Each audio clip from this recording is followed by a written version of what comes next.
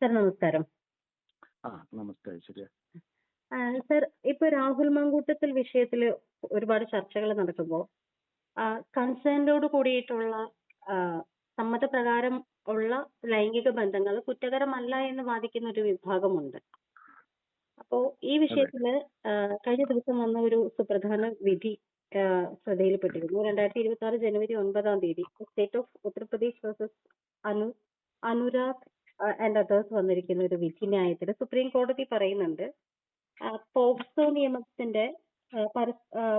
നിയമത്തിൽ വരുത്തേണ്ട ചില സ്റ്റാറ്റ്യൂട്ടറി ആയിട്ടുള്ള മാറ്റങ്ങളെ പറ്റിയിട്ട് പറയുന്നുണ്ട്. ഒരു റോമിയോ ആൻഡ് ജൂലിയറ്റ് വ്യവസ്ഥ നിർദ്ദേശിക്കുന്നു എന്നാണ് മനസ്സിലായത്.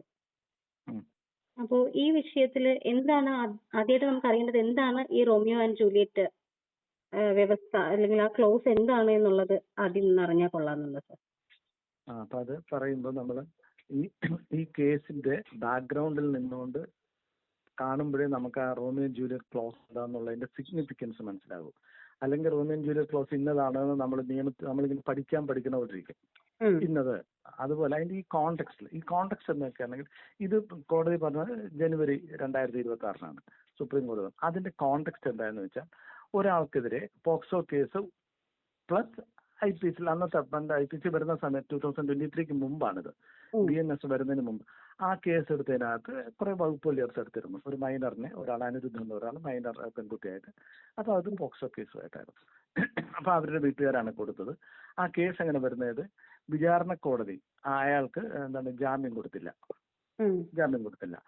അപ്പോൾ ഹൈക്കോടതി പോയപ്പോൾ അവർ കണ്ടെത്തുന്നത്, ഇവർ കൊടുത്ത ഡോക്യുമെന്റ്സിനകത്ത് ചിലതിനകത്ത് ഈ കുട്ടിക്ക് 12 വയസ്സാണ്, ചിലത് 16 വയസ്സാണ്. അപ്പൊ ഡോക്യുമെന്റ്സിനകത്ത് വ്യത്യാസങ്ങളുണ്ട് കണ്ടെത്തുന്നു ഹൈക്കോടതിയിലെ സിംഗിൾ ബെഞ്ച്. അപ്പൊ ഹൈക്കോടതിയിലെ സിംഗിൾ ബെഞ്ച് ഈ ഡോക്യുമെന്റ്സ് ഒക്കെ വെച്ചുകൊണ്ട് ഇതിന് ഡിസ്ക്രിപ്പൻസീസ് ഉള്ളതുകൊണ്ട് യഥാർത്ഥ ഏജ്, കാരണം പോക്സോ ആക്ട് അനുസരിച്ച് 18 വയസ്സിന് താഴെയുള്ള പെൺകുട്ടികളോ ആൺകുട്ടികളോ ജെൻഡർ ന്യൂട്രൽ ആണ്. അവരെ അതിന് മുതിർന്ന ആരെങ്കിലുമായിട്ട് ബന്ധം ഉണ്ടാകുമോ എന്തെങ്കിലും ചെയ്യുകയാണെങ്കിൽ അത് ഈ പോക്സോയുടെ നിയമത്തിൽ വരും. അങ്ങനെയാണ് 18 വയസ്സ് അത് യുണൈറ്റഡ് നേഷൻസ് അക്സെപ്റ്റ് ചെയ്തിരിക്കുന്ന കുട്ടികൾ എന്നുള്ളതിന്റെ ഡെഫിനിഷൻ അനുസരിച്ചാണ് നമ്മൾ 18 വയസ്സിന് എഴുതിയിരിക്കുന്നത്. പണ്ട് നമ്മുടെ നിയമങ്ങളിലൊക്കെ 16 വയസ്സായിരുന്നു മൈനർ. ഇപ്പൊ 18, അത് യുണൈറ്റഡ് നേഷൻസിന്റെ അവരുടെ റെക്കമെൻഡേഷൻ അനുസരിച്ച്, അവരുടെ ഡിസിഷൻ അനുസരിച്ച് നമ്മൾ അക്സെപ്റ്റ് ചെയ്യും.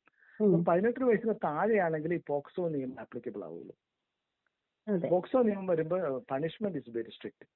പിന്നെ ഏറ്റവും വെച്ചാൽ ഈ വിക്ടിമിന് ഭയങ്കര പ്രൊട്ടക്ഷൻ കൊടുത്തോണ്ടായിരിക്കും അതിന്റെ എല്ലാ നീക്കങ്ങളും വരുന്നത്. അങ്ങനെയാണ് നിയമത്തിൽ പറഞ്ഞത്. അപ്പൊ ഈ കുട്ടിയുടെ പ്രായ വ്യത്യാസങ്ങളുള്ളതുകൊണ്ട് ജഡ്ജ് ഈ ഒരു മെഡിക്കൽ ഡോക്ടറെ ഇത് റെഫർ ചെയ്തു ഈ കുട്ടിയുടെ ഏജ് പരിശോധിക്കാൻ. അപ്പൊ ആ റിപ്പോർട്ടിന്റെ ബേസിസിൽ ഹൈക്കോടതി സിംഗിൾ ബെഞ്ച് ഈ വ്യക്തിക്ക്, അനുരാഗ് എന്ന് പറഞ്ഞ വ്യക്തിക്ക് ജാമ്യം കൊടുക്കുന്നു. ആ ജാമ്യം കൊടുത്ത വിധിക്കെതിരെ UP ഗവൺമെന്റ്, അവരുടെ പബ്ലിക് പ്രോസിക്യൂട്ടർ, അവര് സുപ്രീം കോടതി പോകുന്നു. അപ്പൊ സുപ്രീം കോടതി യഥാർത്ഥത്തിൽ പരിശോധിച്ചത്, ഹൈക്കോടതിയിൽ ഒരു അപ്പീൽ, ജാമ്യം കൊടുക്കാത്ത ട്രയൽ കോടതി ജാമ്യം കൊടുക്കാത്ത കേസ് ഹൈക്കോടതിയിൽ അപ്പീൽ വരുമ്പോൾ ഹൈക്കോടതിയുടെ അധികാര പരിധി ഏതുവരെയാണ്. ഇങ്ങനെ ഒരു മെഡിക്കൽ ഒരു ഡോക്ടർക്ക് ഈ കുട്ടിയുടെ ഏജ് നിർണ്ണയിക്കാൻ വേണ്ടി ആ കുട്ടിയെ റെഫർ ചെയ്യാനുള്ള റൈറ്റ് യഥാർത്ഥത്തിൽ ഹൈക്കോടതിക്ക് ഉണ്ടോ? അതായിരുന്നു സുപ്രീം കോടതി പരിശോധിച്ചത്. അപ്പൊ സുപ്രീം കോടതി അവസാനം കണ്ടെത്തിയത് അങ്ങനെയുള്ള അധികാരമില്ല. അത്തരം കാര്യങ്ങൾ, ഡോക്യുമെന്റ്സിന്റെ വെറാസിറ്റി, അതിന്റെ ക്രിട്ടിക്കൽ ഇവാലുവേഷൻ ഒക്കെ നടത്തുന്നത് അപ്പീൽ കോടതിയല്ല, അത് ട്രയൽ കോടതിയാണ്. അപ്പൊ ഒരു ഹൈക്കോടതിയിൽ 2 ഡോക്യുമെന്റ്സിൽ ഡിസ്ക്രിപ്പൻസി ഉണ്ടെങ്കിൽ, ട്രയൽ കോടതിയിൽ സമീപിച്ച ചില കാര്യങ്ങളിൽ ഡിസ്ക്രിപ്പൻസി, എവിഡൻസ് അനുസരിച്ച് ഡിസ്ക്രിപ്പൻസി ഉണ്ടെങ്കിൽ അത് പരിശോധിക്കേണ്ട ഉത്തരവാദിത്വം ഹൈക്കോടതിക്കല്ല, അത് ട്രയൽ കോടതിക്കാണ്. അപ്പൊ അതുകൊണ്ട് അതൊക്കെ അങ്ങനെ ചെയ്തത് ശരിയല്ല എന്ന് പറഞ്ഞ് സുപ്രീം കോടതി അത് ഹൈക്കോടതിയുടെ തീരുമാനത്തിന് റദ്ദ് ചെയ്തു. അതാണ് അതിന്റെ കേസ്. റദ്ദ് ചെയ്തതിനോടൊപ്പം സുപ്രീം കോടതി ചില ഒബ്സർവേഷൻസ് നടത്തിയിട്ട് സുപ്രീം കോടതി പറയുന്നതാണ്, ഇതിനകത്ത് ഈ പോക്സോ നിയമത്തിനകത്ത് ഈ റോമിയോ ജൂലിയറ്റ് ക്ലോസ് ഇൻകോർപ്പറേറ്റ് ചെയ്തതിനെ കുറിച്ച് ആലോചിക്കുന്നു പറയുകയും അത് കോടതി എന്നിട്ട് ഇതിന്റെ ജഡ്ജ്മെന്റിന്റെ കോപ്പി ഗവൺമെന്റ് സെക്രട്ടറിക്ക് ഗവൺമെന്റ്, കാരണം ഇത് യൂണിയൻ ഗവൺമെന്റ് നിയമമാണ്. അതുകൊണ്ട് അവർക്ക് അതിന്റെ ബന്ധപ്പെട്ട ആളുകൾക്കൊക്കെ അവർ അയച്ചു കൊടുത്തു. അപ്പൊ എന്താണ് ഈ നമ്മുടെ നാട്ടില് ഒരു എത്ര ശതമാനം, ഏറെക്കുറെ ഒരു 31% നമ്മുടെ ഇന്ത്യൻ പോപ്പുലേഷന്റെ ഈ 18 വയസ്സിന് താഴെയുള്ള കുട്ടികളാണ്. അതായത് ഇറ്റ്സ് എ ഹ്യൂജ് സ്പെക്ട്രമാണ്. 31% ആണ്. അപ്പൊ ഈ 31%കാർക്ക് കൊടുക്കുന്ന ഒരു ന്യായം കൊടുക്കുക വെച്ചാൽ അവരുടെ ആർട്ടിക്കിൾ 21 അനുസരിച്ച് right to life, right to live with dignity എന്ന് പറയുന്ന സാധനമുണ്ട്. അതെല്ലാം ബ്രേക്ക് ആയിട്ടുണ്ട്. കാരണം ഈ 18 വയസ്സിന് താഴെയുള്ള കുട്ടി ഒരു വിക്ടിമാണെങ്കിൽ ആ വിക്ടിമിനെ സാധാരണ പ്രൊസീജിയർ അനുസരിച്ച് കോടതിയിൽ ക്രോസ് എക്സാമിനേഷൻ നടത്തുമ്പോൾ അതിന് താങ്ങാൻ കഴിയുന്നതിനപ്പുറമുള്ള പ്രശ്നങ്ങൾ അതിനുണ്ടാകുന്നു. പ്രായപൂർത്തിയായ പോലെ അല്ല. ചില 15 വയസ്സായ കുട്ടിയായിരിക്കും, 12 വയസ്സായ കുട്ടിയായിരിക്കും. അപ്പൊ ആ കുട്ടിയെ സാധാരണ വിചാരണ പോലെ നടത്തുമ്പം അതതിന് താങ്ങാൻ കഴിയുന്നതിനപ്പുറമാണ്. കോടതി തന്നെ പറയുന്നുണ്ട് ജുഡീഷ്യൽ സിസ്റ്റത്തിന്റെ ചില തീവ്രത താങ്ങാൻ കഴിയത്തില്ല. അപ്പൊ കോടതി തന്നെ പറയുന്നുണ്ട് ജുഡീഷ്യൽ സിസ്റ്റത്തിനകത്ത് ഈ വിക്ടിമിന് അനുഭവിക്കേണ്ടി വരുന്നത് വല്ലാത്തൊരു പീഡനമാണെന്ന് കോടതി പറയുന്നുണ്ട്. അത് കൊച്ചുകുട്ടികൾ അനുഭവിക്കേണ്ട തെറ്റാണെന്നാണ് ഈ പറയുന്നത്. മുതിർന്നവര് പീഡനം അനുഭവിക്കുന്നു തന്നെ ഇൻഡയറക്റ്റ് ആയിട്ട് കോടതി പറയുന്നുണ്ട് കേട്ടോ. വിക്ടിംസ് കോടതി അനുഭവിക്കും. എനിക്കോ അത് കുട്ടികൾ 30% വരുന്ന കുട്ടികളുണ്ട് ഇന്ത്യയിൽ. 30. അപ്പൊ അത്രയും എന്നാൽ ഇറ്റ്സ് എ ഹ്യൂജ് പോപ്പുലേഷൻ ആണ്. അവരുടെ കാര്യങ്ങൾ കൺസിഡർ ചെയ്യണം എന്ന് പറഞ്ഞിട്ട് ആണ് ഇത് ഈ പ്രശ്നം വരുന്നത്. Romeo and Juliet close incorporate ചെയ്യണമെന്ന് പറഞ്ഞു. എന്തിനാണെന്ന് വെച്ചാൽ ഈ റോമിയോ ആൻഡ് ജൂലിയറ്റ് ക്ലോസ് എന്താണ് എന്നുള്ളത് നമ്മൾ കൃത്യമായിട്ട് മനസ്സിലാക്കണം. അപ്പൊ അത് ഉള്ളത് വാസ്തവത്തിൽ അത് ഇൻട്രൊഡ്യൂസ് ചെയ്യുന്നത് അമേരിക്കയിലാണ്. ആദ്യമായിട്ട് introduce Romeo and Juliet close. അത് എന്തിനാണ് ഇൻട്രൊഡ്യൂസ് ചെയ്യുന്നത് വെച്ചാൽ അമേരിക്കയില് ഒരുപാട് നമ്മുടെ ഇവിടെ പോലുള്ള 12, 13, 14 വയസ്സൊക്കെ ആകുമ്പോൾ തന്നെ കുട്ടികൾ തമ്മിൽ ഇന്ററാക്ഷൻസ് ഉണ്ടാകുന്നു. അവര് തമ്മിൽ ഒരുമിച്ച് ഡേറ്റിംഗ് നടത്തുന്നു, അവരോടത്ത് പോകുന്നു, സിറ്റ് ഡൗൺ പാർട്ടീസ് അവർ നടത്തുന്നു. അപ്പോൾ അതിന്റെ ഇടയിൽ ചില റിലേഷൻസ് ഉണ്ടാകാം. അത് കൺസെൻഷ്വൽ ആണ്. അപ്പൊ അതിനകത്ത് അവരൊരു ഏജ് ലിമിറ്റ്, അതായത് 2 വയസ്സിനും 5 വയസ്സിനും ഇടയിൽ ഡിഫറൻസ് ഇവർ തമ്മിൽ ഉള്ളെങ്കിൽ, ഇപ്പൊ ഒരു 16 വയസ്സായ കുട്ടി ഉണ്ട്, ഒരു 19 വയസ്സായ ഒരു പുരുഷനുമാണ്, അല്ലെങ്കിൽ ഒരു 17 വയസ്സായ ഒരു പെൺകുട്ടിയാണ്, ഒരു 20 വയസ്സായ പയ്യനുമായിട്ടാണെങ്കിൽ ആ 5 ഇയേഴ്സ് എന്ന് പറയുന്നത് എക്സംഷൻ കൊടുക്കണം. 18 ഇയേഴ്സ് എന്നുള്ള കട്ട് ഓഫ് അവിടെ വെക്കരുത്. മനസ്സിലായോ? അതായത് സപ്പോസ് പെൺകുട്ടിക്ക് 17 വയസ്സാണ്. അതപ്പോ അവര് ഈ പോക്സോ നിയമം, അമേരിക്കയിലെ ഈ നിയമത്തിന്റെ അവര് ചൈൽഡാണ്. പക്ഷേ അവര് ആയിട്ട് ഇന്ററാക്ട് ചെയ്യുന്ന അല്ലെങ്കിൽ സെക്സ് റിലേഷൻ ഏർപ്പെടുന്ന ഒരാൾക്ക് 20 വയസ്സുണ്ടെന്ന് വിചാരിക്കുക. അപ്പൊ അവര് തമ്മിൽ ഏജ് ഗ്യാപ്പ് എന്ന് പറയുന്നത് ഒരു 5 വർഷത്തിന് താഴെയാണെങ്കിൽ ഈ 18 വയസ്സിനുള്ള കണ്ടീഷൻ സ്ട്രിക്റ്റ് ആയിട്ട് എൻഫോഴ്സ് ചെയ്യരുത്. മനസ്സിലായോ? കാരണം അത് കൺസെൻഷ്വൽ ആണ്. അപ്പൊ അവിടെ അമേരിക്കയിലെ പോക്സോ ഉള്ള നിയമത്തിന്റെ സ്ട്രിഞ്ചന്റ് സെക്ഷൻസ് എടുക്കാൻ പാടില്ല. കാരണം ഇതാണ്, ഈ എന്താണ്, അവര് തമ്മിൽ കൺസെൻസസ് ഉണ്ട്. അപ്പൊ അങ്ങനെ ഇരിക്കുമ്പോഴത്തേക്കും അവര് തമ്മിൽ നമ്മളൊരു ക്രൈം ചെയ്തിട്ടില്ല അവര്. കാരണം നമ്മൾ മനസ്സിലാക്കുന്നത് ഏത് ക്രൈം എന്ന് പറയണമെങ്കിൽ അതിനകത്തൊരു മെയിൻ ക്ലോസ് ഉണ്ടാകണം, legal. That is called mens rea. Mens rea എന്ന് പറയുകയാണെങ്കിൽ ക്രിമിനൽ മൈൻഡ് എന്നുള്ളതാണ്.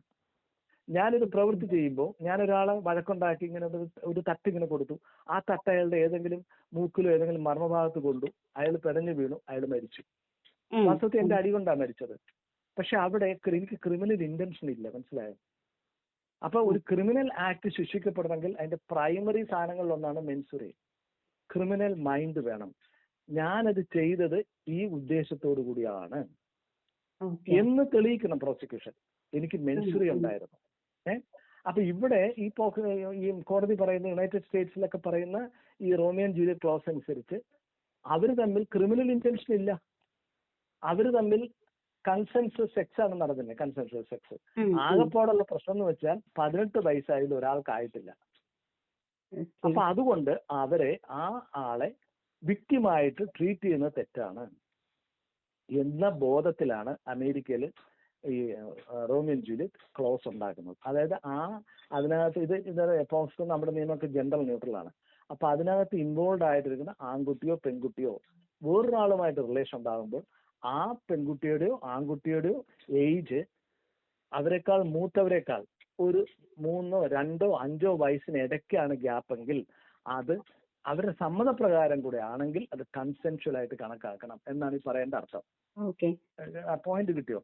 അത് എന്തുകൊണ്ട് അങ്ങനെ പറയുന്നതാണെങ്കിൽ ഇപ്പൊ ഇന്ത്യയിലെ ഒരു കോണ്ടെക്സ്റ്റ് ഒക്കെ എടുക്കുകയാണെങ്കിൽ ധാരാളം കേസുകൾ ഇപ്പൊ പെൺകുട്ടി പയ്യനുമായിട്ട് ഇഷ്ടമായിരിക്കാം, അപ്പൊ വീട്ടുകാർക്ക് അത് ഇഷ്ടമായിരിക്കില്ല. മനസ്സിലായോ?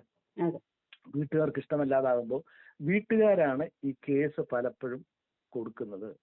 അവര് ഒരു എൻഫോൾഡ് ഇന്ത്യ എന്ന് ഒരു NGO നടത്തിയ ഒരു സ്റ്റഡി ഉണ്ട്. അപ്പൊ അവര് പറയണ 24.3% of all POCSO cases in Assam, Maharashtra and West Bengal were of teenagers involved in consensual romantic relationship. മനസ്സിലായോ? 23 അവര് തമ്മില് മ്യൂച്വൽ സമ്മത പ്രകാരം ബന്ധപ്പെട്ട ആളുകളെക്കെതിരാണ് 24.3% കേസ് എടുത്തിരുന്നത് പോക്സോയില്. ഇനി അങ്ങനെ എടുത്ത പോക്സോ കേസുകളിൽ 80.2% പാരന്റ്സ് ആണ് കേസ് കൊടുത്തിരിക്കുന്നത്. അവർക്ക് ഈ ബന്ധത്തിൽ എതിർപ്പുണ്ട്. പ്രതികാരം അവർക്ക് അവരുടെ മകള് അവരുദ്ദേശിച്ച രീതിയിലുള്ള ഒരാളെ അല്ല പ്രേമിക്കണമെങ്കിൽ അവരുമായിട്ട് ബന്ധം ഉണ്ടായെന്നും കൂടെ അറിയുകയാണെങ്കിൽ ഉടനെ ആ പയ്യനെതിരെ കേസ് കൊടുക്കുന്നു, അവനെ മുച്ചൂടാക്കുന്നു ഈ പോക്സോ കേസ് വെച്ച്. മനസ്സിലായോ? അവന്റെ ജീവിതം പിന്നെ ഏറെക്കുറെ കട്ടപ്പുകയാക്കുന്നു. അപ്പൊ ഈ കുട്ടിക്ക് ഇഷ്ടമായിരുന്നു എന്നുള്ളത് ഫാക്ട് പോലും 18 വയസ്സിന് താഴെയാണെന്നുള്ള ആ കണ്ടീഷൻ കൊണ്ട് അതെല്ലാം മാച്ചു കളയുന്നു. ആ കുട്ടിക്ക് 18 വയസ്സാകുമ്പോൾ ആ കുട്ടിക്ക് സ്വന്തം ഇഷ്ടം, സെക്ഷൽ ഫ്രീഡം എക്സ്പ്രസ് ചെയ്യാനുള്ള റൈറ്റ് ഉണ്ടോ ഇല്ലയോ എന്നുള്ളത് ദാറ്റ്സ് എ ഡിഫറെന്റ് ക്വസ്റ്റ്യൻ. പക്ഷെ നിങ്ങൾ പറയും മെൻസുറി എന്ന് പറഞ്ഞൊരു സാധനമുണ്ടല്ലോ, ക്രിമിനൽ ഇതിന് വരേണ്ടത്, അത് ഇവിടെ ആപ്ലിക്കബിൾ ആകുന്നില്ല. മെൻസുറി ഇല്ല, പരസ്പര സ്നേഹമാണ്. അപ്പോഴും 18 വയസ്സായതില്ല എന്നുള്ള ഒറ്റ കാരണം കൊണ്ട് ശിക്ഷിക്കപ്പെടുന്നു. മനസ്സിലായോ? 18 വയസ്സ് എന്നുള്ളത് അതൊരു അത് ബിഫോർ ആൻഡ് ആഫ്റ്റർ ഈ 18 വയസ്സ് തമ്മിൽ എന്താ ശരിക്കും വ്യത്യാസമുള്ളത്? ഒരു വ്യത്യാസമില്ല. 18 വയസ്സാകുമ്പോൾ മറ്റേ പഞ്ചായത്ത് ഇലക്ഷൻ വോട്ട് ഇടുക എന്ന് പറയുന്നത് 17 വയസ്സാകുമ്പോൾ 16 വയസ്സായപ്പോഴാണ് ടെണ്ടുൽക്കർ വേൾഡ് കപ്പിൽ സെഞ്ചുറി അടിച്ചത്. അപ്പോഴും അയാൾക്ക് വോട്ട് ചെയ്യാൻ കഴിവില്ല. മനസ്സിലായോ? നമ്മളൊരു കട്ട് ഓഫ് ലൈൻ വെക്കുന്നു. അത് മാറി മാറി വരികയാണ് ഐശ്വര്യ. നമ്മൾ പണ്ട് ചൈൽഡ് മാരേജ് ആയിരുന്നു നോർമൽ സിസ്റ്റം അല്ലേ? ഗാന്ധിയൊക്കെ പറയുന്നില്ലേ ചൈൽഡ് മാരേജ് ആണ്. നമ്മുടെ നരേന്ദ്രമോദിക്കും ചൈൽഡ് മാരേജ് ഉണ്ടായിരുന്നു. കൊച്ചിലെ കല്യാണം കഴിയുന്നല്ലേ പറയണേ? ഒരു കൊച്ചിയെ കല്യാണം കഴിച്ചു എന്നാ പറയണേ കൊച്ചിലെ. അപ്പം അതൊരു നോർമൽ സിസ്റ്റം ആയിരുന്നു. പക്ഷെ കാലം മാറുമ്പോൾ ആ സിസ്റ്റം അതന്നത്തെ നിയമം എഴുതി വെക്കപ്പെടാത്ത നിയമമായിരുന്നു. ആ നിയമം മാറ്റുമ്പോൾ എന്താണ്, ഒരു കട്ട് ഓഫ് ഏജ് വെക്കുന്നു 16 വയസ്സ് വരെ. 16 വയസ്സ് എന്തുകൊണ്ട് വെച്ചാൽ ആ പ്രായത്തിലേക്ക് സാധാരണഗതിയിൽ പെൺകുട്ടികൾക്ക് പ്യൂബേർട്ടി അറ്റൈൻ ചെയ്തിരിക്കും.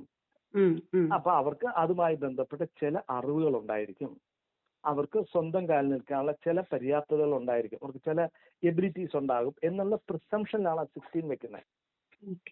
കാരണം 18 19 വയസ്സാകുമ്പോൾ പണ്ട് വിവാഹം കഴിച്ചു കൊടുത്തില്ലെങ്കിൽ ആ പെൺകുട്ടിയുടെ അച്ഛനമ്മയുടെ നാട്ടുകാർ ചോദിക്കും, എന്ത് അവളെ കെട്ടിച്ചു വിടാത്തെന്ന് ചോദിക്കും. ഇന്ന് 25 വയസ്സോ 30 വയസ്സാകുമ്പോൾ ചോദിക്കുന്നില്ല. അപ്പോൾ 18 വയസ്സെന്ന് പറയുന്നത് നമ്മുടെ വോട്ടവകാശം എല്ലാം. പിന്നെ യുണൈറ്റഡ് നേഷൻസ് നമ്മൾ ഏതെങ്കിലും കട്ട് ഓഫ് ഇത് വെക്കണമല്ലോ. അപ്പൊ അവർ ഇന്റർനാഷണൽ അവരൊരു ഒരു മാനദണ്ഡം എടുത്തിട്ട് അവർ 18 വയസ്സ്, അല്ലാതെ 18 വയസ്സിന് ഒരു സാങ്ക്ടിറ്റിയും ഇല്ല. എന്ത് സാങ്ക്ടിറ്റി? പിന്നെ വേറൊരു രസം വെച്ചാൽ നമ്മുടെ മറ്റ് എന്താണ് പലപ്പോഴും പുരുഷന് 20 വയസ്സ്, പെൺകുട്ടിക്ക് 18 വയസ്സ്, ഇങ്ങനെയൊക്കെ നമ്മൾ പലതിലും പറയണേ. ഇത് ജെൻഡർ ന്യൂട്രൽ ആണ്. അപ്പൊ ഇതിലൊരു വലിയൊരു ഇമ്പോർട്ടന്റ് ക്ലോസ് ഉള്ളതെന്ന് വെച്ചാൽ നമ്മൾ എപ്പോഴും ഇത്തരം കാര്യങ്ങളെ കുറിച്ച് പറയുമ്പോൾ ഈ പെൺകുട്ടികൾക്കുണ്ടാകുന്ന സെക്ഷൽ അബ്യൂസസ് ആണ് നമ്മുടെ ബോധമണ്ഡലത്തിൽ നിൽക്കുന്നത്. പക്ഷെ വാസ്തവത്തിൽ പെൺകുട്ടികള് കൊച്ചു പ്രായത്തിൽ അനുഭവിക്കുന്നതിനേക്കാൾ കൂടുതൽ സെക്ഷൽ മോളസ്റ്റേഷൻ ആൺകുട്ടികൾ അനുഭവിക്കുന്നുണ്ട്. അതെങ്ങനെയെന്ന് അറിയാമോ? പെൺകുട്ടികൾ ഒരു പ്രായമായി കഴിഞ്ഞാൽ, പ്രായപൂർത്തിയായി കഴിഞ്ഞാൽ അവരെ അപ്പുറത്തോ ഇപ്പുറത്തോ വീട്ടിൽ പോകുന്നതിന് വീട്ടുകാർ തന്നെ ചില തടസ്സങ്ങൾ വെക്കുന്നു. അവരുടെ മൂവ്മെന്റ്, അവർ ഫോണിന്റെ ആര് ഫോൺ ഇതെല്ലാം ചില മോണിറ്ററിംഗ് ഉണ്ടല്ലേ. പക്ഷെ 15 ഒരു ദിവസമാണ് പെൺകുട്ടികൾ പ്രായപൂർത്തിയാകുന്നത്. വിസിബിൾ ആണ്, അതിൽ പെട്ടെന്ന് അറിയാനൊക്കും. ശരീരത്തെ ചേഞ്ചസ് വളരെ പെട്ടെന്നാണ്. ആൺകുട്ടികൾ പ്രായപൂർത്തിയാകുന്നത് 2-3 വർഷം കൊണ്ടാണ്. സഡൻ നോട്ടീസ് ചെയ്യുന്ന ഒന്നും അവരിൽ വരുന്നില്ല. It's A slow process. Visible പയ്യെ മീശകൾ വരുന്നു, തൊണ്ടമുഴ കുറച്ച് വരും. സ്ലോ പ്രോസസ്, ഒരു ദിവസമല്ല. അപ്പൊ അങ്ങനെയാണെങ്കിൽ പോലും അവരെ അപ്പുറത്തോ ഇപ്പുറത്തോ വീട്ടിൽ പോകുന്നതിന് ആരും തടസ്സം പറയാറില്ല. ആരെങ്കിലും തടസ്സം പറയാറുണ്ടോ? ആൺകുട്ടികൾ അപ്പുറത്തോ ഇപ്പുറത്തോ പോകുന്നതിന്, കുറച്ച് ദൂരെ കളിക്കാൻ പോകുന്നതിന് ഇല്ല. അങ്ങനെ വരുമ്പോൾ ഈ ആൺകുട്ടികളെ സെക്ഷലി അവർക്ക് സെക്ഷൽ എന്താണെന്നുള്ളൊരു ബോധം വരുന്നത്, പക്ഷെ എന്താണെന്ന് ക്ലിയർ ആയിട്ടും അറിയത്തില്ല. അപ്പൊ അറിയാനുള്ള ഒരു കൗതുകം വല്ലാണ്ടുണ്ട്. അതിനെ എക്സ്പ്ലോയിറ്റ് ചെയ്യുന്ന മറ്റു വീടുകളിലെ പുരുഷന്മാരുണ്ട്, മുതിർന്നവര്. അവര് ഈ ആൺകുട്ടികളെ സെക്ഷലി അബ്യൂസ് ചെയ്യുന്നു. പ്ലസ് ആ വീട്ടിലെ പുരുഷന്മാരില്ലെങ്കിൽ ആ വീടുകളിലെ സ്ത്രീകൾ ഈ ആൺകുട്ടികളെ സെക്ഷലി അബ്യൂസ് ചെയ്യാറുണ്ട്. നമ്മുടെ ധാരണ പുരുഷൻ മാത്രമേ അബ്യൂസ് ചെയ്യുള്ളൂ. അങ്ങനെയല്ല, മനുഷ്യ സഹജമാണത്. അതിന് പുരുഷന് കൂടുതൽ കൂടുതൽ അവസരങ്ങൾ ഉണ്ടാകുന്നുണ്ട്. അവൻ ചോദ്യം ചെയ്യപ്പെടുന്നില്ല, അവൻ ഇതുകൊണ്ട് അപമാനം ഉണ്ടാകുന്നില്ല. 10 ബലാത്സംഗ വീരൻ എന്നൊക്കെ പറഞ്ഞ് നമ്മൾ സിനിമയിലെ കാണിക്കുന്നില്ല. ഏതോ ഒരു സിനിമയിൽ മമ്മൂട്ടിയെ കാണിക്കുന്നുണ്ട്, എന്തോ ഒരു കാര്യം പറഞ്ഞാൽ അവളെ പോയി അങ്ങ് റേപ്പ് ചെയ്യുന്നു. മനസ്സിലായോ? ഇതൊരു വീരത്വമായിട്ട് നമ്മുടെ മനസ്സിരിക്കുന്നതുകൊണ്ട്. അപ്പൊ അതേസമയം യഥാർത്ഥത്തിൽ ആൺകുട്ടികളെ ആണ് ഏറ്റവും കൂടുതൽ സെക്ഷലി അബ്യൂസ് ചെയ്യപ്പെടുന്നത്. അതിന് അവസരം കിട്ടിയ സ്ത്രീകളും അങ്ങനെ ചെയ്യുന്നേ. പക്ഷെ ഇതിന്റെ ഒരു വ്യത്യാസം എന്ന് വെച്ചാൽ കുറെ നാൾ കഴിയുമ്പോൾ ഈ സെക്ഷലി അബ്യൂസ് ചെയ്ത ആൺകുട്ടിയായ അതിനെ കാണുന്നത് അബ്യൂസ് ആയിട്ടല്ല, സെക്ഷലിന്റെ ലോകത്തിലേക്ക് ഇൻട്രൊഡ്യൂസ് ചെയ്ത് കൊടുത്ത ചേച്ചി അല്ലെങ്കിൽ ആന്റി എന്ന് പറഞ്ഞാൽ കാണുന്നത് ഇതിനെ. അപ്പൊ ഒരു 10-15 കൊല്ലം കഴിഞ്ഞത് അവരെ എവിടെയെങ്കിലും വെച്ച് കണ്ടാൽ എന്നെ നശിപ്പിച്ച കുലട നിൽക്കുന്നു എന്ന് പറയില്ല. അടുത്ത് വരെ ചേച്ചി സുഖമാണോ എന്ന് ചോദിക്കും. മനസ്സിലായോ? ഇതേ അനുഭവം വന്ന പെൺകുട്ടി ആ ആളെ കാണുകയാണ്, അപ്പൊ പഴയ ഓർമ്മയിൽ വിറച്ച് ബോധം കെട്ട് വീണെന്നിരിക്കും. മനസ്സിലായോ? ഇത് നമ്മൾ സെക്ഷുവാലിറ്റിയെ കുറിച്ച് നമ്മുടെ സമൂഹം നമ്മളെ ബോധ്യപ്പെടുത്തിയിരുന്ന പുരുഷനും സ്ത്രീക്കും ഒരേപോലുള്ള ഫീലിങ്സ്, ഒരേ ആക്ടിന്റെ 2 ഭാഗങ്ങൾ. അതിനെ ഒരാള് എന്നെ സെക്സിലേക്ക് ഇൻട്രൊഡ്യൂസ് ചെയ്ത സ്ത്രീയോട് നന്ദിപൂർവ്വം ഞാൻ അവരോട് സംസാരിക്കുന്നു. മറ്റേ പെൺകുട്ടിയാണെങ്കിൽ ഞാൻ അയാളെ കാണുമ്പോൾ ബോധം കെട്ട് വീഴുന്നു. ഞാൻ സോഷ്യലി കണ്ടീഷൻഡ് മൈൻഡിന്റെ പ്രശ്നമാണ്. അപ്പൊ പോക്സോനെ സംബന്ധിച്ച് ഒരു ആൺകുട്ടിയും പെൺകുട്ടിയും ഒരുപോലെ കാണുന്നു. അതതിന്റെ ഒരു വലിയ പ്ലസ് പോയിന്റ് ആണ്. കാരണം ആൺകുട്ടികൾ സെക്ഷലി അബ്യൂസ്ഡ് ആണ്. നിയമത്തിൽ പലപ്പോഴും പറയുമ്പം ആൺകുട്ടികൾ അബ്യൂസ് ചെയ്യുന്ന അല്ല. ഞങ്ങളുടെ ഇഷ്ടംപോലെ ഞങ്ങളുടെ കേസുകൾ കൗൺസിലിംഗ് സെന്ററിൽ വന്നിട്ടുണ്ട്. മുതിർന്ന സ്ത്രീകള് അബ്യൂസ് ചെയ്യുന്ന ആൺകുട്ടികൾ, അമ്മ അബ്യൂസ് ചെയ്യുന്ന ആൺകുട്ടികൾ. മനസ്സിലായോ? ഇതെല്ലാം വന്നിട്ടുണ്ട്. അപ്പൊ ഇത് നമ്മുടെ ലോകത്ത് സ്ത്രീകള് അങ്ങനെ ഒന്നും ചെയ്യാത്തവരാണ്. അതൊരു തെറ്റായ ഒരു ബോധമാണ്. പോക്സോ 2നെ അഡ്രസ് ചെയ്യുന്നു. അപ്പൊ ഈ റോമിയോ ജൂലിയറ്റ് ക്ലാസുവിന്റെ ഒരു മെയിൻ ആസ്പെക്ട് എന്ന് പറഞ്ഞാൽ അതാണ്. അതായത് അവര് തമ്മിൽ if 2 adolescents are in a relationship and the age difference between them falls within a specific threshold, typically between 2 to 5 years, the law would not prosecute them. ഒരു 16 വയസ്സ് വരെ ആകുകയാണെങ്കിൽ അവർക്കൊരു മെച്യൂരിറ്റി എത്തിയുള്ള ഒരു ഏജിലാണ് അവർ. 16 വയസ്സ് കഴിഞ്ഞിട്ട് ഒരു 3 വയസ്സിന്റെ ഗ്യാപ്പ് ഉണ്ടെങ്കിൽ ക്രിമിനൽ ചാർജസ് അവരിലേക്ക് അട്രാക്ട് ചെയ്യപ്പെടുന്നില്ല. അപ്പൊ അതാണ് വാസ്തവത്തിൽ റോമിയോ. അത് നമ്മുടെ ഇവിടെയും ഇൻകോർപ്പറേറ്റ് ചെയ്യണം. കാരണം അവര് തമ്മിൽ ഇഷ്ടപ്പെട്ടുണ്ടാകുന്നതിനകത്ത് 2 പേരും ഇഷ്ടപ്പെടുന്നതിനകത്ത് ഈ പുരുഷൻ അല്ലെ ആൺകുട്ടി ജീവിതകാലം മുഴുവൻ അവന്റെ മനസ്സിൽ ക്രിമിനൽ ഇന്നില്ല. അവന്റെ മനസ്സിൽ ഈ കുട്ടിയുടെ സ്നേഹമേ ഉണ്ടായിരുന്നുള്ളൂ. അപ്പൊ നമ്മൾ സുപ്രീം കോടതി ഈ പോക്സോ നിയമത്തിനകത്ത് കൺസെൻഷ്വൽ സെക്സിനെ കുറിച്ച് പുനർവിചിന്തനം ഉണ്ടാകണം എന്ന് പറയുന്ന സുപ്രീം കോടതി ചിന്തിക്കുന്ന ആ ലോകത്താണ് നമ്മൾ കൺസെൻഷ്വൽ സെക്സ് നടത്തിയ രാഹുൽ മാങ്കുട്ടവും ആ പെൺകുട്ടി ചില സാങ്കേതികത്തിന്റെ പേര് പറഞ്ഞ് കേസ് കൊടുക്കുന്നത്. മനസ്സിലായത്? നമ്മൾ ഇതിനെ ഒറ്റപ്പെട്ടല്ല കാണേണ്ടത്. എങ്ങനെയാണ് സുപ്രീം കോടതിയുടെ മനസ്സ്, ലോ ഓഫ് ദ മൈൻഡ് എന്ന് പറയും, മൈൻഡ് ഓഫ് ദ ലോ. അത് എങ്ങനെയാണ് ഒരു നിയമം ഉണ്ടാക്കുമ്പോൾ ആ നിയമം എന്തിനു വേണ്ടി ഉണ്ടാക്കി? നിയമം കുട്ടികളുടെ നന്മയ്ക്ക്. പക്ഷേ ആ നിയമത്തിന്റെ മിസ്യൂസ് കാരണം കുട്ടികൾ, അതായത് ഇതിനകത്ത് ആൺകുട്ടികളാണ് പെൺകുട്ടികളാണ്, അപ്പൊ അവര് എത്രമാത്രം വിക്ടിമൈസ് ചെയ്യപ്പെടുന്നു എന്നൊരു ബോധമുണ്ടാകും. ആ ബോധത്തിൽ നിന്നാണ് സുപ്രീം കോടതി ഇങ്ങനത്തെ പ്രപ്പോസൽ വയ്ക്കുന്നത്. നമുക്ക് ഷോക്കിംഗ് ആയിട്ട് തോന്നാം. നമ്മൾ ചിലപ്പം പറയാം ഇതിനകത്ത് എന്താണ് നമുക്ക് നമ്മുടെ ഇന്ത്യൻ ജനതയുടെ മൂല്യബോധത്തെ സുപ്രീം കോടതി ഞെട്ടിച്ചു എന്ന്. ഇതൊക്കെ നമ്മൾ എഴുതാം. പക്ഷെ പക്ഷെ യാഥാർത്ഥ്യത്തില് നമ്മളിങ്ങനെ ഈ ചെറിയ ചെറിയ കാര്യങ്ങൾക്ക് ഓലപ്പടക്കം പൊട്ടിച്ചതിന് ഞെട്ടി നമ്മളുടെ ഞെട്ടാനുള്ള സെൻസിറ്റിവിറ്റി പോയിരിക്കുകയാണ്.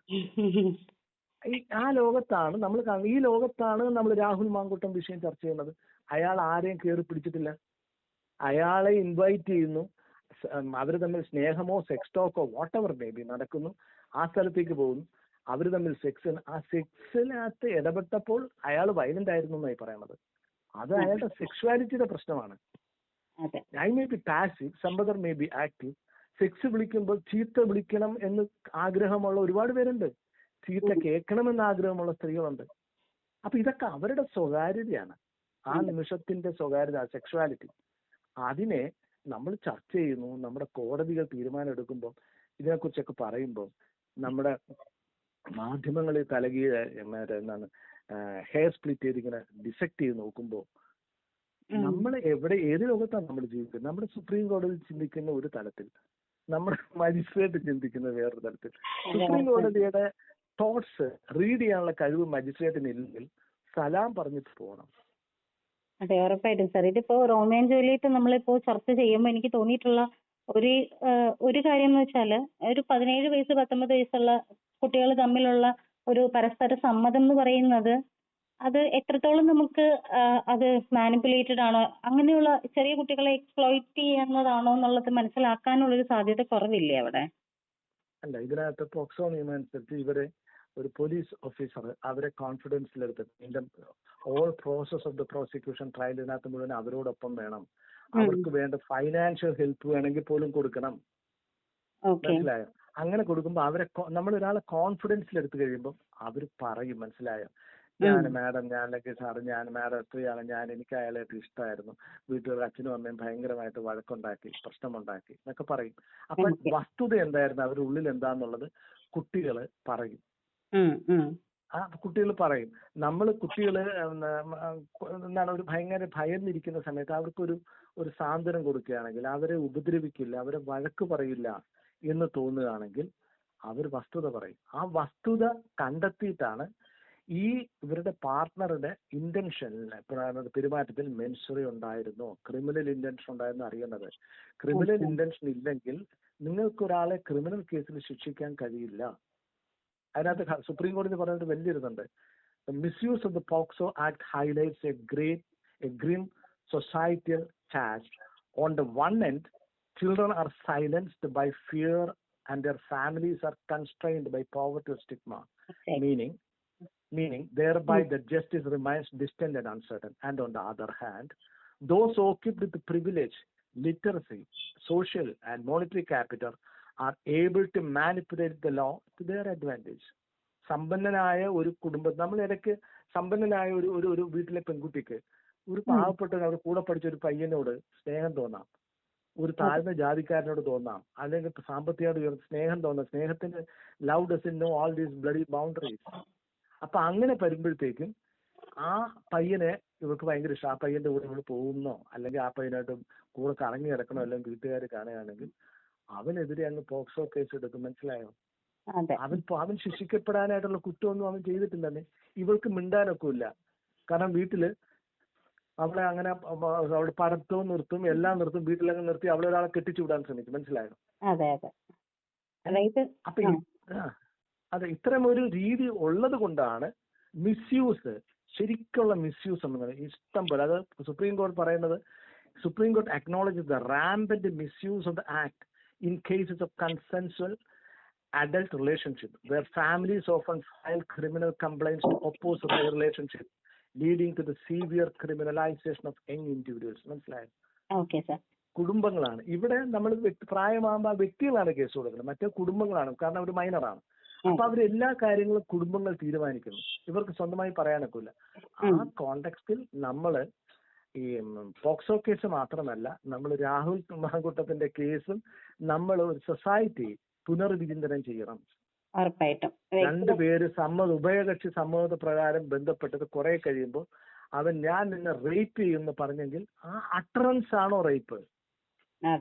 Where was the criminal mind? Mens rea എവിടെ ഉണ്ടായിരുന്നു? മെൻസുറേ. അതെ, ഉറപ്പായിട്ടും വ്യക്തിപരമായിട്ടുള്ള വ്യക്തിബന്ധങ്ങളിൽ ഒരാളുടെ പ്രൈവസിയിലേക്ക് നിയമം എത്രമാത്രം ഇടപെടണം എന്ന് നമ്മൾ ചർച്ച ചെയ്യേണ്ട ഒരു വിഷയം തന്നെയാണ് ശരിക്കും. അപ്പൊ അതിനൊരു റിലവൻസ് അതാണ്. നമുക്കൊരു 18 വയസ്സിന്റെ ബൗണ്ടറി അല്ല നമുക്ക് വേണ്ടത്. 18 വയസ്സ് 35 വയസ്സായവർക്ക് മെച്യൂരിറ്റി വരുന്ന ആര് പറഞ്ഞു? അതെ. മെച്യൂരിറ്റി എന്ന് പറയുന്നത് നിങ്ങളുടെ ഏജ് ലിങ്ക്ഡ് ഒന്നും അല്ല. എങ്ങനെയാണ്? അതാണ് നമ്മുടെ 16 വയസ്സുള്ളപ്പോ ഏറ്റവും ലോകത്തെ ഫാസ്റ്റസ്റ്റ് ബൗളേഴ്സിനെ ഫേസ് ചെയ്തുകൊണ്ട് ടെണ്ടുൽക്കർ എന്നുള്ള പയ്യൻ അയാൾ സെഞ്ചുറി അടിക്കുന്നു. ഇപ്പൊ ഒരു വൈഭവ് എന്നൊരു പയ്യൻ, അവന് 10-15 വയസ്സുള്ളൂ, ഫാസ്റ്റ് ബൗളേഴ്സ് അവൻ അടിക്കുന്നു. 35 വയസ്സുള്ള ഒരുത്തൻ അല്ലെ 30 വയസ്സുള്ള ഒരു ബാറ്റ്സ്മാൻ വന്നിരിക്കുന്നു, ഇയാൾ പന്തെറിയുന്നു, വിക്കറ്റ് തെറിച്ചു പോകുന്നു. അപ്പൊ 35 വയസ്സുള്ള എനിക്ക് 30 വയസ്സുള്ള എനിക്ക് മെച്യൂരിറ്റി തന്നെ ഉണ്ടായിരുന്നു, അവന് മെച്യൂരിറ്റി ഇല്ല എന്ന് പറയുന്ന കാര്യമുണ്ടോ? അങ്ങനെയാണോ നമ്മൾ പ്രശ്നങ്ങളെ കാണേണ്ടത്? നമുക്ക് 18 വയസ്സ്, പിന്നെ ഒരു സൗകര്യത്തിന് വേണ്ടി ഒരു കട്ട് ഓഫ് ഇയർ, അത് കുറച്ച് കഴിയുമ്പോൾ 18, ഇത്തരം കാര്യങ്ങളൊക്കെ കുറച്ച് കഴിയുമ്പോൾ നമ്മുടെ സൊസൈറ്റിയിൽ നിന്ന് മാറിപ്പോകും. മനസ്സിലായി? സൊസൈറ്റി ഇതൊക്കെ ഒന്ന് മാറിപ്പോകും. പണ്ട് പ്രേമവിവാഹം നടത്തുകയാണെങ്കിൽ തല്ലിക്കൊല്ലെന്ന് പറഞ്ഞ ആളുകളുണ്ടായിരുന്നല്ലോ. പ്രേമവിവാഹം എന്ന് പറയാൻ വലിയ ഓഫൻസ് ആയിരുന്നു. എന്ത് ഈ വീട്ടുകാരെ ആലോചിച്ച് നടത്തുന്ന കല്യാണത്തിനേക്കാൾ എത്രയോ മെച്ചപ്പെട്ടാണ് പ്രേമവിവാഹം എല്ലാം വിജയിക്കണം എന്നല്ല ഞാൻ പറയണത്. എത്രയോ മെച്ചപ്പെട്ടാണ്. 2 people who love each other decide to live together. അതിനെക്കാളും ബ്യൂട്ടിഫുൾ ആണോ 2 set of parents discuss the monetary things and then they decide to give their daughter in marriage to other boy. 2 പേർക്ക് യാതൊരു അറിവുമില്ല, പരിചയമില്ല, ഒന്നുമില്ല. ഇയാളുടെ ലൈക്സും അവരുടെ ലൈക്സും ഒക്കെ ടോട്ടലി ഡിഫറെന്റ് ആയിരിക്കും. അവർ ഒരുമിപ്പിച്ച് വിടുന്നതിനേക്കാൾ എത്ര സുന്ദരമാണ്. പക്ഷെ നമ്മൾ പ്രേമവിവാഹത്തേക്ക് എതിർക്കുകയല്ലേ. എനിക്കൊരു പണ്ടേതൊരു സിനിമയുണ്ട്, ചേട്ടത്തി എന്നോ എന്തോ ഒരു സിനിമ, പഴയ സിനിമയിൽ സത്യൻ ഒരു സീനാണ്. സത്യൻ ശാരദയുടെ ചോദിക്കുന്നു, അതെ പ്രേമത്തിനെ കുറിച്ച് എന്താണ് അഭിപ്രായം? ആ കാലഘട്ടത്തിന്റെ തോട്ടാണ് ശാരദ റിഫ്ലക്ട്. വളരെ മോശപ്പെട്ടൊരു പ്രവൃത്തിയാണ്. മനസ്സിലായ? അപ്പൊ അടുത്ത സീൻ കാണിക്കുന്നത് എന്താണ്? ഇവരൊരു ഓലപ്പര വെച്ച് കെട്ടിയൊരു ഇതിനകത്ത് അവര് വെള്ളം കോരി വെച്ച് ഒരു എന്താണ് മുലക്കച്ചവല കെട്ടിട്ട് വെള്ളം കോരിച്ച് കുളിച്ചോണ്ടിരിക്കും. ഈ സത്യൻ അതിനകത്ത് അവർ മേത്തൊക്കെ തൊട്ടിങ്ങനെ പാട്ട് പാടിക്കുന്നു. അത് പാട്ട് പാടുമ്പോൾ അതിന് ഓഡിയൻസ് വേണം. പക്ഷെ മറ്റേ മെസ്സേജ് എന്നാ പ്രേമം വൃത്തികെട്ടൊരു ഫീലിംഗ്, ഒരു ഇതല്ലേ എന്നൊക്കെ ചോദിക്കുന്നു. അത് നമ്മൾ അതിൽ നിന്നൊക്കെ മാറി വന്നു. എന്താണ് അനശ്വരമല്ല പ്രേമം എന്നൊക്കെ പാടി തുടങ്ങുന്ന കാലഘട്ടത്തിലാണ്. അതുപോലെ മാറി വരുന്നുണ്ട്, മനസ്സുകൾ മാറി വരുന്നുണ്ട്, തോട്ട്സ് മാറി വരുന്നുണ്ട്. അതിനനുസരിച്ച് നിയമത്തിനും ചേഞ്ചസ് ഉണ്ടാകണം. അതാണ് സുപ്രീം കോടതിയുടെ റോമിയോ ജൂലിയറ്റ്. പക്ഷെ റോമിയോ ജൂലിയറ്റ് 2 പേരും അവസാനം മരിച്ചു പോകുന്നു. അതുകൊണ്ട് വേറെ നല്ല പേരിടുന്നൊരു സജഷൻ കൂടെ ഉണ്ട്. നമ്മുടെ കാമുകിമാരിൽ എല്ലാവരും ദുരന്തങ്ങളാണ്. മനസ്സിലായത്? എല്ലാം രമണനാണെങ്കിൽ എല്ലാം യു ടേക്ക് എനിത്തിങ്. ദേവദാസ് എല്ലാം ദുരന്തമല്ലാതെ സ്നേഹിക്കുന്ന 2 മനുഷ്യർ, ഒരുമിച്ച് ജീവിക്കുന്ന മനുഷ്യരുടെ കഥയുണ്ടെങ്കിൽ അതിന്റെ കഥാപാത്രത്തിന്റെ പേരെടുത്ത് ഈ നിയമത്തിനിടുന്നതായിരിക്കും നല്ല. റോമിയോ ജൂലിയറ്റിന്റെ കഥ 2 പേരും മരിച്ചു പോയില്ല. ഉറപ്പായിട്ടും സാർ. എന്തായാലും ഈ വിഷയത്തിൽ മോറൽ പോലീസിംഗ് ഒക്കെ മാറ്റി വെച്ചിട്ട് കൺസെൻഷ്യൽ ആയിട്ടുള്ള ബന്ധത്തിനെ ക്രിമിനലൈസ് ചെയ്യുന്ന രീതി നിർത്തലാക്കാൻ നമുക്കും ഈ ഒരു റോമിയോ ആൻഡ് ജൂലിയറ്റ് ഇവിടെ കൊണ്ടുവരികയാണെങ്കിൽ അത് സഹായകമാകും എന്ന് തന്നെ വിശ്വസിക്കാം. റോമിയോ ആൻഡ് ജൂലിയറ്റ് പോക്സോയിൽ മാത്രമല്ല മറ്റ് കാര്യങ്ങളിലേക്കും മറ്റ് ബന്ധങ്ങളിലേക്കും ആളുകൾക്ക് കുറച്ചുകൂടി ഒരു ഓപ്പൺ മൈൻഡഡ്നെസ് ഉണ്ടാകണം. അൾട്ടിമേറ്റ്ലി മനുഷ്യർ തമ്മിലുള്ള റിലേഷനാണ്. ഒരാളെ ഉപദ്രവിക്കാൻ വേണ്ടി ചെയ്യുന്നതല്ല എന്നുള്ള തിരിച്ചറിവ് നമുക്ക് ഉണ്ടാകണം. ഇപ്പൊ ഞാനൊരു എക്സാമ്പിൾ പറയണത്, ഒരു രാജാവിന്റെ ഒരു ശത്രു ആരെങ്കിലും വന്ന് രാജാവ് വാളെടുത്ത് ഒറ്റ വെട്ടുകിട്ടുന്നു, അവൻ മരിച്ചു പോകുന്നു. 2ാമത്തെ ഇൻസിഡന്റ് രാജാവ് വാളിങ്ങനെ എടുക്കുമ്പോൾ രാജാവിന്റെ മകൻ കൊച്ചു കുഞ്ഞായിട്ട് എടുത്തിരിക്കുകയാണ്, അവന്റെ കഴുത്തിൽ കൂടെ അത് കൊണ്ട് അവൻ മരിച്ചു പോകുന്നു. 2ഇടത്തും വ്യക്തി മരിച്ചു പോകുന്നു. പക്ഷെ നിങ്ങൾ ആലോചിച്ച് നോക്കുക, ആദ്യത്തെ ആളെ കൊന്ന രാജാവാണോ മകന്റെ ഡെഡ് ബോഡിയുടെ അടുത്തിരിക്കുന്ന രാജാവ്? Is it the same person? അല്ല, ഒരിക്കലും അല്ല. അത് നമുക്ക് തിരിച്ചറിയാൻ കഴിയണം. സമൂഹത്തിന് കഴിയണം, ജുഡീഷ്യൽ സിസ്റ്റത്തിന് കഴിയണം, പോലീസിന് കഴിയണം, മാധ്യമങ്ങൾക്കും കഴിയണം. ഉറപ്പായിട്ടും സർ. അതായത് സെക്ഷൽ എക്സ്പ്ലോയിറ്റേഷൻസും കൺസേൺ സെക്സും ഇത് രണ്ടും തമ്മിലുള്ള ഒരു വ്യത്യാസം ഈ പറയുന്ന മജിസ്ട്രേറ്റുമാർ കൂടി ഒന്ന് കണക്കിലെടുത്തുകൊണ്ട് കേസുകളെ കൈകാര്യം ചെയ്യണമെന്ന്. മജിസ്ട്രേറ്റുമാർക്ക് മാത്രമല്ല, മാധ്യമങ്ങളും. ഉറപ്പായിട്ടും സമൂഹത്തിലെ ഏറ്റവും മോശപ്പെട്ട ഒരു വിഭാഗം മാധ്യമങ്ങളാണെന്ന് വിചാരിക്കുന്ന ഒരു മാധ്യമ പ്രവർത്തകനാണ് ഞാൻ. Media is more corrupt than the most corrupt institution we have. ഒരു പരിധി വരെ കംപ്ലീറ്റ്ലി ഞാൻ അതിനോട് യോജിക്കുന്നില്ല. പക്ഷെ ഒരു പരിധി വരെ അത് സത്യമാണെന്നുള്ളത് മനസ്സിലായിക്കൊണ്ടിരിക്കുന്നുണ്ട്. പെട്ടെന്നാണ് നമ്മൾ സ്ട്രെയിഡ് ആയി പോകുന്നത്, നമ്മൾ അറിയുന്നത്. ഞാൻ ജസ്റ്റ് എക്സാമ്പിൾ പറഞ്ഞു. ഇടതുപക്ഷ ചിന്താഗതിയോടുകൂടി ഇടതുപക്ഷ ആളുകൾ തുടങ്ങി വെച്ച ചാനലാണ് ഏഷ്യാനെറ്റ്. അതിപ്പോ എവിടെ നിൽക്കുന്നു? ഒരു ദിവസം കൊണ്ടല്ല, സ്ലോ പ്രോസസ് ആയിരുന്നു. അതിനകത്തുള്ള റെസിസ്റ്റ് ചെയ്തോ? ഇല്ല. പുറത്തുള്ള സമൂഹം റെസിസ്റ്റ് ചെയ്തോ? ഇല്ല. കാഴ്ചക്കാർ റെസിസ്റ്റ് ചെയ്തോ? ഇല്ല. യു സി ഇടതുപക്ഷ ചിന്താഗതിയുള്ള CPM അല്ല ഞാൻ പറയണത്, ലെഫ്റ്റ് തിങ്കേഴ്സിന്റെ ബോധത്തിൽ നിന്നുണ്ടായതാണ് ഏഷ്യാനെറ്റ് ചാനൽ. അതിപ്പോ എവിടെയാ വന്നിരിക്കുന്നത്? Just see. ശരി സാർ, എന്തായാലും മാധ്യമങ്ങളാണെങ്കിലും മൊത്തത്തിലുള്ള ഇത്തരം വിഷയങ്ങളെ ഇപ്പൊ കൂടുതലും പ്രൈവസികളിലേക്ക് കടന്നു കയറി മറ്റുള്ളവന്റെ ഇക്കിലെ കഥകൾ മനസ്സിലാക്കുന്നതിലാണ് ആൾക്കാർക്കും താല്പര്യം. വ്യൂവേഴ്സിന്റെ താല്പര്യം അതാണെന്ന് മാധ്യമങ്ങൾ തെറ്റിദ്ധരിച്ചു വെച്ചിരിക്കുന്നതാണ്. കൃത്യമായിട്ട് നമ്മള് മാധ്യമങ്ങൾ നോക്കുകയാണെങ്കിൽ നമ്മൾ ഏറ്റവും കൂടുതൽ കാണുന്നത് എന്താണ്? സെലിബ്രിറ്റീസിന്റെ പെറ്റി തിങ്സ്. അതെ. ഒരാള് പുതിയ വാച്ച് മേടിച്ചു, അവരെവിടെയോ പോയി ഒരു ടൂറിന് പോയപ്പോ അവിടെ അവര് കുറെ ഡ്രസ്സ് ഇട്ടുകൊണ്ട് കുറെ പടങ്ങൾ എടുക്കുന്നു. ഇങ്ങനെ കുറെ വാർത്തകൾ. അല്ലെങ്കിൽ ആരെങ്കിലും ഫേസ്ബുക്കിൽ എന്തെങ്കിലും പോസ്റ്റ് ചെയ്യുന്നു, നേരെ പറയാൻ കഴിവില്ലാത്തവർ ഫേസ്ബുക്കിൽ ഒന്നും പോസ്റ്റ് ചെയ്യുന്നു, അതിനെ വാർത്തയാക്കുന്നു. ഒരു സത്യഭാമ വേറെ ആരോ ചീത്ത പറയുന്നു, ആ സത്യഭാമയെ വേറെ ഒരാൾ അങ്ങോട്ട് ചീത്ത പറയുന്നു. ഈ രണ്ട് ചീത്ത പറച്ചിലും നമ്മൾ പത്രങ്ങളിൽ കൊടുക്കുന്നു. തീർച്ചയായിട്ടും മനസ്സിലാക്കുന്ന ഒരു കാര്യം, മാധ്യമങ്ങളെക്കാൾ വിവരമുള്ളവരാണ് നമ്മുടെ സമൂഹം, പൊതുസമൂഹത്തിലെ ഒരു സംശയമില്ല. നമ്മുടെ സാധാരണ ഞെട്ടെന്ന് പറയുന്നതല്ലാതെ ഈ നാട്ടുകാർക്ക്, ജനങ്ങള്, ഈ നമ്മുടെ മാധ്യമ പ്രവർത്തകരും പല പ്രൊഫഷണൽസിനെയും കാട്ടുമൊക്കെ സെൻസിറ്റീവാണ്, അറിവുള്ളവരാണ്, അവർ റിയാക്ട് ചെയ്യുന്നവരുമാണ്. അതുകൊണ്ടാണ് നമ്മൾ ഈ തെരഞ്ഞെടുപ്പിന് മുമ്പ് എല്ലാവരും ചില മാധ്യമ പ്രവർത്തകർ ചില സർവേ ഒക്കെ ഇന്നവർ ജയിക്കും എന്നൊക്കെ പറയും. തെരഞ്ഞെടുപ്പ് വരുമ്പോൾ വേറെ ആൾ ജയിക്കും. People are more sensitive, people are more aware. നമുക്ക് മാധ്യമ പ്രവർത്തകരൊന്നും പറഞ്ഞു കൊടുക്കണ്ട. അതെ, ഉറപ്പായിട്ടും. Thank you so much.